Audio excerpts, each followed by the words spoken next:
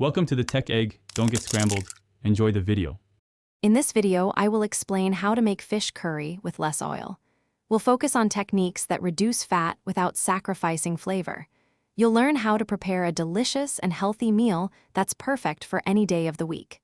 This approach ensures your curry is light yet rich in taste, making it a fantastic option for health-conscious cooking. Get ready to transform your fish curry. To keep your curry flavorful with less oil, focus on building layers of taste. Dry roasting spices brings out their essential oils and deepens their aroma significantly. When cooking your base, use a little water or vegetable broth instead of oil for sautéing onions and garlic. This method still softens them beautifully, creating a rich foundation for your curry without the extra fat. Hey everyone, if you're finding these tips helpful, please take a moment to subscribe to the channel and give this video a like. And on another note, after making this delicious fish curry, you'll want to store it properly. Make meal prep a breeze with these fantastic leak-proof containers.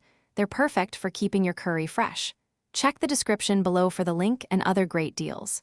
Now, let's get back to the video. Cooking the fish itself can also be done with minimal oil.